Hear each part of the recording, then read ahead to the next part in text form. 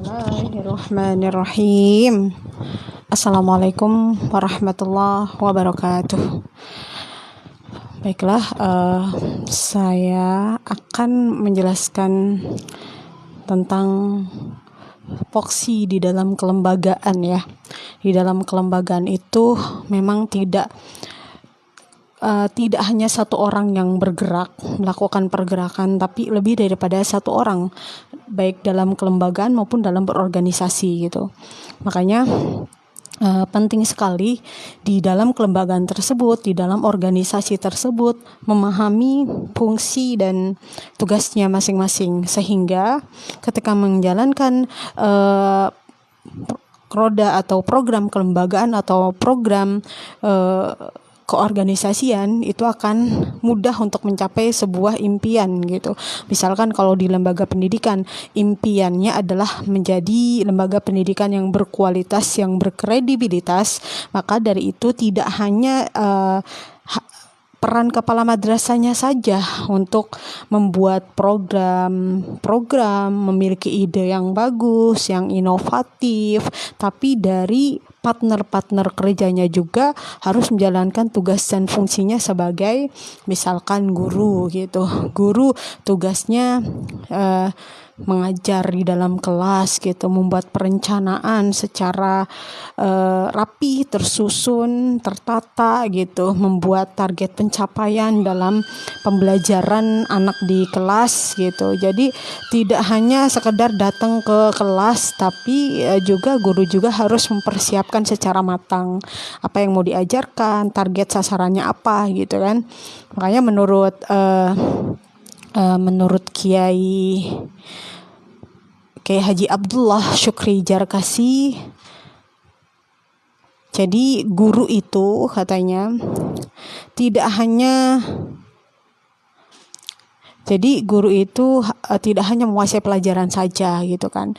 Jadi menguasai pelajaran itu penting banget karena kan mau diajarkan gitu. Jadi tidak cukup dengan menguasai pelajaran saja ya. Tapi juga guru harus memiliki atau memahami metode yang tepat untuk mengajar gitu.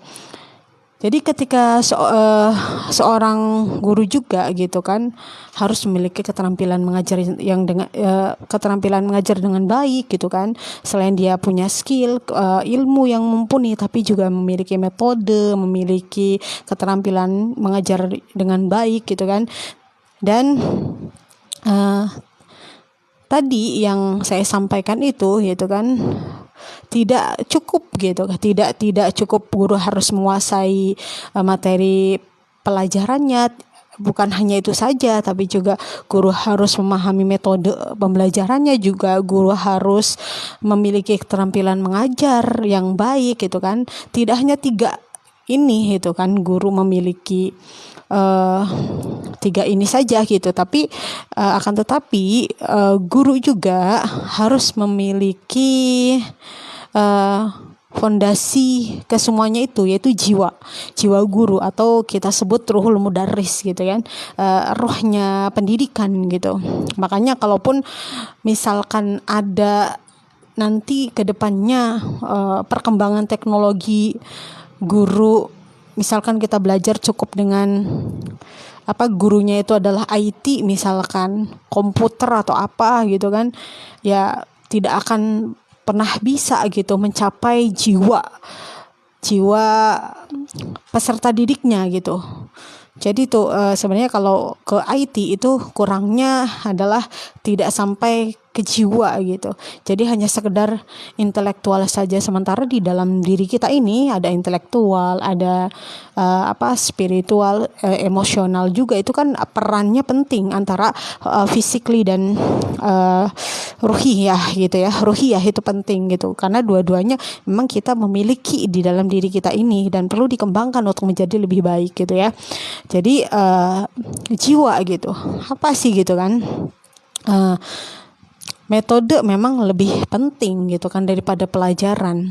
Pengajar lebih penting daripada metode, akan tetapi di balik itu semua ruh guru itu lebih penting gitu. Lebih penting daripada guru itu sendiri gitu. Guru hanya sekedar ngajar gitu kan. Pulang udah gitu kan. Yang penting pinjer gaji tetap tunjangan dari pemerintah tetap cair gitu kan, tapi tidak memahami fungsi daripada guru tersebut kan ya tidak bisa dikatakan sebagai pendidik yang baik gitu. Karena ya seorang pendidik itu makanya harus terus memperbaiki agar menjadi pendidik yang berkualitas juga. Ketika pendidik itu memiliki kualitas yang baik, kredibilitas yang baik, attitude yang baik, maka akan melahirkan generasi yang berkualitas, yang berkredibilitas, yang memiliki attitude yang baik pula gitu. Dan pekerjaan guru pun gitu kan tidak hanya sampai selesai di kelas, di asrama atau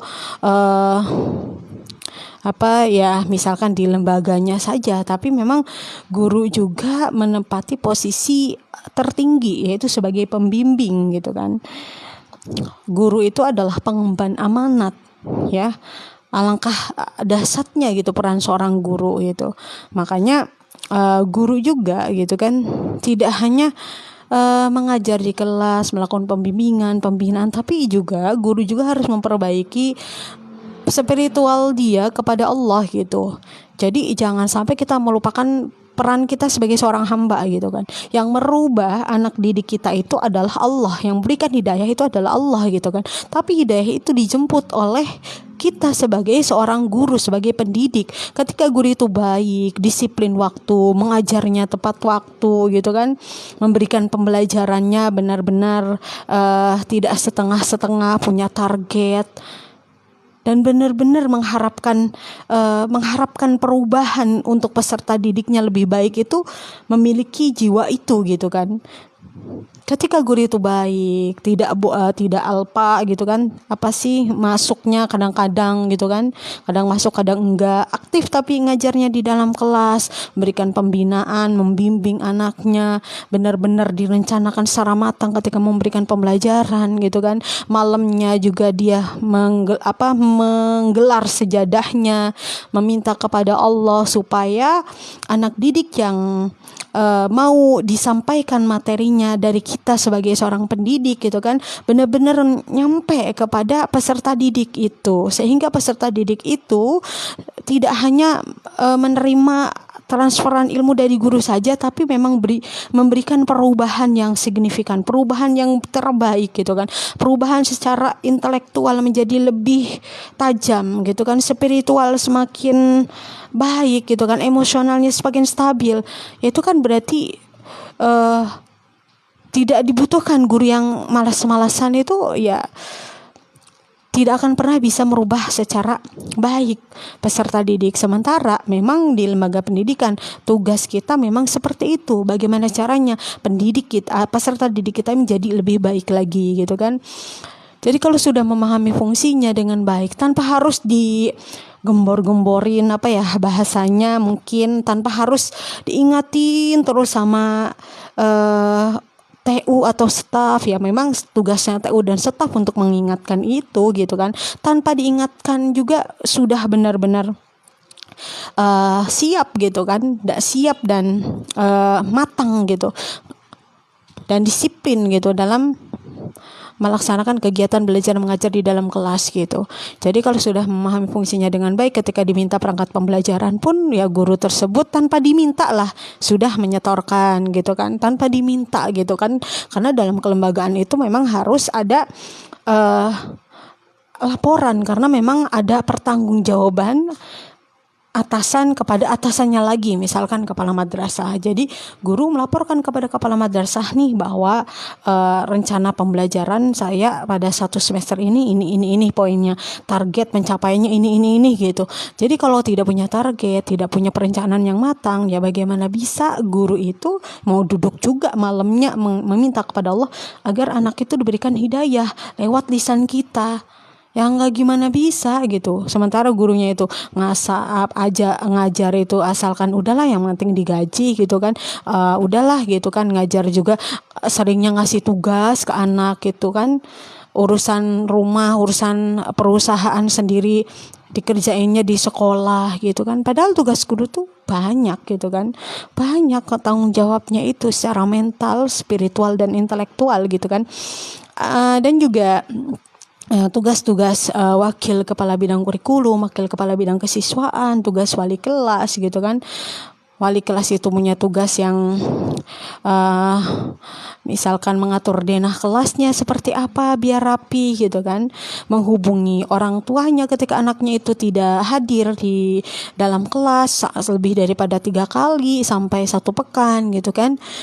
Ketika ada problem yang tidak bisa diselesaikan, minta kerja sama dengan guru BK gitu kan. Dan begitupun wakil kepala bidang kesiswaan mempunyai tugas dan fungsinya masing-masing, mempunyai KTU juga mempunyai tugas dan perannya masing-masing. Tapi ketika misalkan orang itu tidak memahami tugasnya dengan baik, maka dia akan mencari kesalahan, dia akan mencaci maki, dia akan terus menghardik gitu kan, yang keluar kata-katanya itu keburukan terus. Kenapa? Karena dia tidak paham gitu. Misalkan contoh, ketika wali kelas itu tidak memahami peran dan tugasnya dengan baik, ketika kepala sekolah meminta tolong ya Bu wali kelas atau Pak wali kelas, misalkan bagi rapotnya sesuai titik mangsa gitu. Karena kalau bagi rapotnya tidak sesuai dengan target, maka ya tidak akan baik nantinya gitu. Kita ini sekolah lembaga harus rapi, disiplin gitu kan, tertata dengan baik gitu kan. Ternyata guru wali kelas tersebut tidak menjalankan tugasnya, malah jawabannya menghardik kepala sekolahnya dengan jawaban yang kasar sehingga menjatuhkan mentalnya, sehingga kepala sekolah tersebut malas untuk berkomunikasi dengan wali kelas tersebut karena memang yang ada jawabannya menghardik bukan menjalankan tugas. Kan percuma, sia-sia. Itu kan membuang-buang waktu dan tenaga dan pikiran saja. Misalkan wali kelasnya bilang kepala sekolah juga belum tentu gitu kan bisa ngisi rapotnya gitu. Itu kan pernyataan yang tidak layak dan tidak tepat oleh seorang guru yang udah profesional, yang sudah lama mengabdi di lembaga tersebut, memiliki jawaban seperti itu. Kalau paham dengan tugas dan fungsinya dengan baik, nggak akan seperti itu.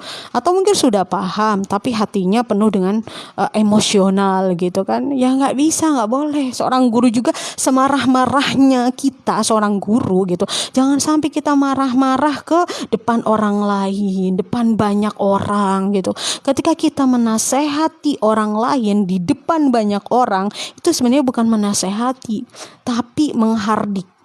Ya, menasehati itu kan bisa ngobrol dari hati ke hati. Seorang guru itu harus milah-milih ketika emosi juga. Jangan sampai kita belak-belakan marah-marah di depan umum, di depan publik gitu kan. Jadi seperti itu ya. Jadi kalau menjalankan tugasnya dengan baik, insyaallah akan berjalan dengan baik lembaga tersebut. Atau misalkan saya pernah menemukan ya, ada orang yang berpikir jadi dalam satu lembaga tersebut, kebetulan ya kita sebutlah Pak Kiai gitu kan. Pak Kiai itu memiliki lembaga pendidikan gitu kan. Pak Kiai itu sebelumnya merangkap jabatan ketua yayasan, kepala sekolah tingkat menengah ke atas, kepala sekolah tingkat menengah ke bawah, 3 jabatan yang dia pegang gitu. Sementara murid-muridnya yang menjadi kepercayaannya juga belum diberikan amanah untuk menjadi salah satu pemegang kepala sekolah di lembaga tersebut. Mungkin karena belum percaya atau melihat mungkin kemampuannya, kan kita nggak tahu ya itu. Yang jelas kayak gitu. Setelah Pak Kiai itu meninggal gitu kan, meninggalkan keturunan-keturunannya yang memang masih baru lulus S1 gitu kan. Lulus S1 dan ternyata gitu kan dari atasan mungkin gini kan, biasanya menjalur ketika lembaga pendidikan itu kan kita apa-apa harus laporan, misalkan dikasih kemenagnya lah, istilah kita, saya contohin itulah, datang gitu kan, karena memang Pak Kiai tersebut meninggalkan keturunannya gitu kan, kasih itu datang ke rumah takjiah sekaligus memberikan arahan bahwa sekolah ini kepala-kepalanya di dalam 2 lembaga ini jangan sampai 2 orang, tapi harus 1 orang biar fokus. Karena memang tugas kepala madrasah itu kalau dipahami betul memang tugasnya sangat berat, banyak gitu. Tugasnya berat, makanya pemerintah memberikan 24 jam. Kalau waka itu 12 jam. Kalau ada yang berkata, "Oh, waka lebih berat daripada kepala." Ya, itu berarti belum paham gitu.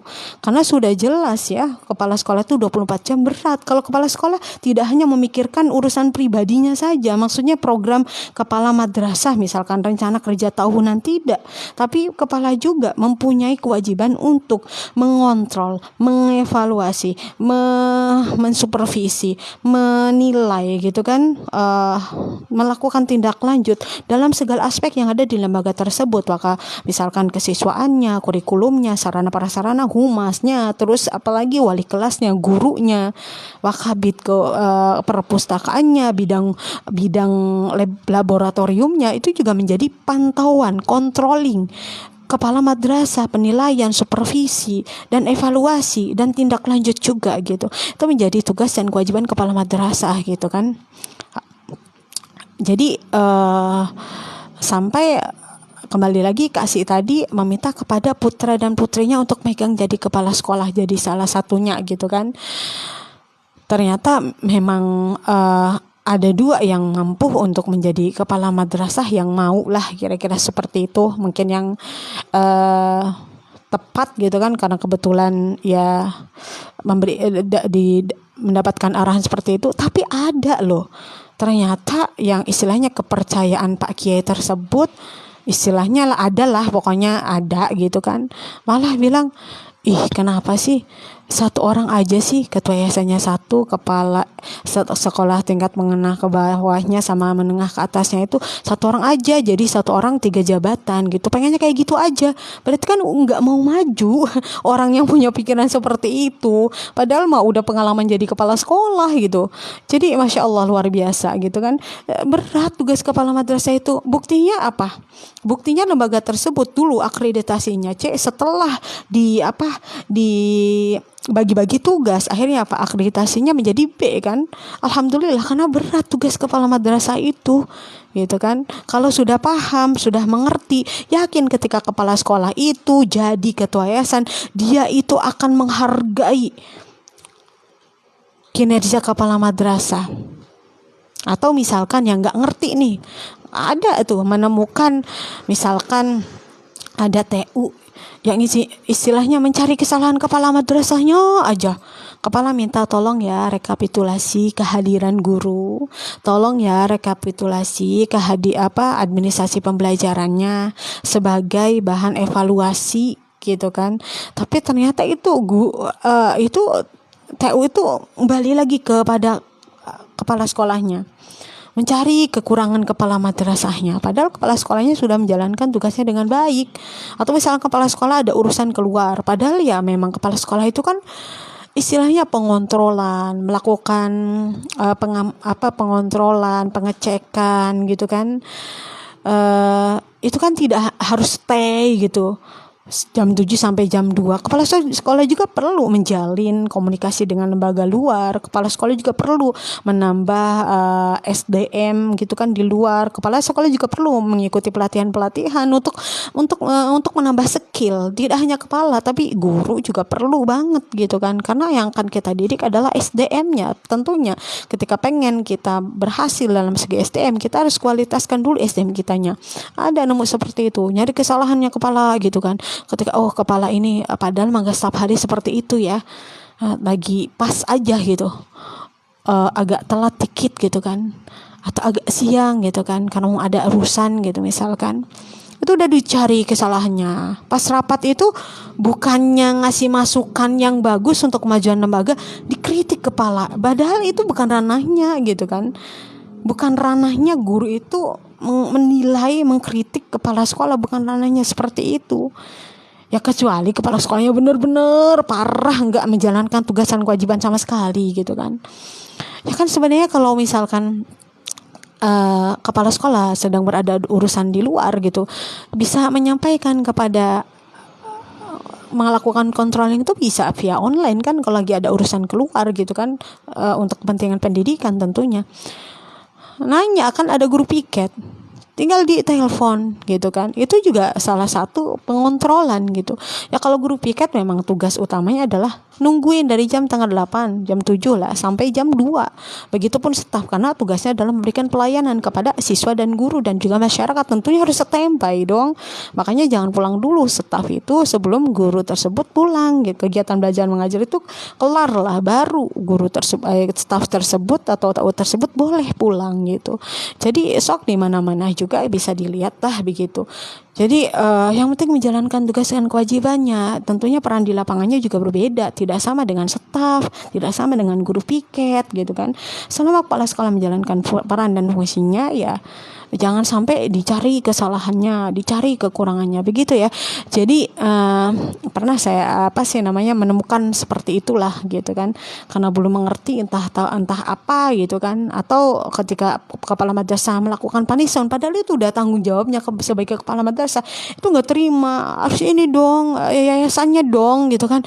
Padahal kalau yayasannya itu melakukan pergerakan, punya program, punya ADART-nya, kepala sekolah kan tinggal ngejalanin doang, kan yayasannya belum punya. Sementara kepala sekolah punya peran dan kewajiban untuk menegur guru yang tidak masuk KBM secara brutal gitu. Maksudnya masuk KBM-nya paling dalam satu semester itu 20, 30, 40, 50% saja. Kan otomatis kepala sekolah punya kewajiban untuk menegur. Kepala sekolah untuk kewajiban untuk meminta kepada guru tersebut ketika ditegur nggak ada perubahan, membuat surat pernyataan. Ternyata nggak ada perubahan juga berarti kepala sekolah itu memberikan peringatan. Ternyata nggak ada perubahan juga, maka kepala sekolah itu ya mengeluarkan guru tersebut, berarti guru tersebut nggak sanggup, itu kan begitu. Atau demosi dulu deh, diturunkan jabatannya, setelah demosi dia nggak ada perubahan, malah membenci kepalanya gitu kan. Padahal itu tugas dan perannya kepala madrasah. Kalau dia nggak menjalankan tugas, bagaimana jadinya? Lembaga organisasi kan memang harus tersusun dengan rapi gitu kan, ada pimpinan, ada yang dipimpin gitu. Makanya nggak bisa pemimpinnya bagus, idenya bagus gitu kan, programnya bagus, yang dipimpinnya nggak mau menjalankan program tersebut, ya sudah susah gitu kan. Jadi pernah menemukan seperti itu. Jadi kalau sudah fokus, wali kelas fokus dengan kewajibannya, menjalankan tugasnya, wakil kepala bidang fokus menjalankan kewajibannya, tugasnya, dan melaporkan kepada kepala madrasah masing-masing guru, wakabid sama wali kelas, itu insya Allah akan stabil, akan jalan mulus sekolah tersebut. Tapi kalau misalkan sudah enggak stabil, sudah enggak selaras, sudah enggak seimbang, maka ya tunggu saja kehancurannya gitu. Kalau memang dalam organisasi tersebut harus ada balance gitu antara yayasan, kepala sekolah, dan yang dipimpin oleh kepala madrasah tersebut gitu. Jangan sampai dualisme kepemimpinan gitu. Misalkan kepala sekolah membuat aturan, kalau guru misalkan tidak, kalau kehadirannya dalam satu semester 40%, maka guru tersebut demosi, diturunkan jabatannya. Guru tersebut laporan kepada yayasan. Akhirnya yayasannya bilang jangan diturunkan, tetap aja kamu jadi itu aja. Ya kan gitu, sama aja, nggak balance, nanti bisa hancur lama-lama. Atau misalkan ketika di madrasah tersebut SDM-nya itu nggak ada, contohnya saya contohin bahasa Indonesia gitu, contohnya saya contohin, ternyata guru bahasa Indonesia itu juga kepala sekolah juga dalam lingkungan yayasan tersebut gitu. Ditarik guru bahasa Indonesia itu supaya tidak ngajar di lembaga tingkat menengah ke atas lagi gitu kan, sementara SDM bahasa Indonesia itu nggak ada gitu kan. Yaitu berarti tidak ada support gitu dari yayasan gitu. Kalau ada support, bagaimana caranya biar KBM-nya itu lancar? Ya sebenarnya kalau urusan kerjaan di sekolah gitu kan ya, membuat program atau lain-lainnya, kalau sudah mengenal membuat skripsi, saya pikir insya Allah nggak berat gitu. Udah biasa gitu. karena ya lebih berat skripsi lah gitu kan, harus bimbingan, harus menghadapi dosen, belum tentu kan langsung dibetulkan, ada revisi. Menurut saya lebih mudah untuk menjalankan program-program yang ada di lembaga. Justru yang berat itu ketika nggak ada support system, ketika yayasan nggak mensupport, partner kerja juga tidak support gitu kan, tidak menjalankan tugasnya dengan baik, bisa ngeritik aja misalkan, itu yang membuat stres gitu. Sebenarnya mah kalau kerjaan mah insya Allah gitu kan, karena memang sudah biasa, sudah pernah mengalami berat gitu. Jadi ketika ada kerjaan membuat program administrasi di lembaga itu ya insya Allah ringan gitu dibandingkan skripsi atau tesis lah gitu. Tapi ketika misalkan guru itu nggak menjalankan tugas dengan baik gitu, suka jelek-jelekin, atau support system dari yayasan nggak ada, guru juga bisanya ngeritik aja gitu kan, ya itu yang membuat bakal hancur lah gitu. Ya, mungkin ini saja ya. Insya Allah pokoknya satu saja. Ketika dalam organisasi pendidikan, perusahaan atau apapun lah, ketika yang dalam organisasi kelembagaan tersebut, misal timnya itu baik, solid, bekerja sama, menjalankan tugas dan kewajibannya masing-masing, insya Allah jalan. Ya, perusahaan ataupun lembaga pendidikan. Mungkin itu saja yang harus saya sampaikan. Terima kasih. Wassalamualaikum warahmatullahi wabarakatuh.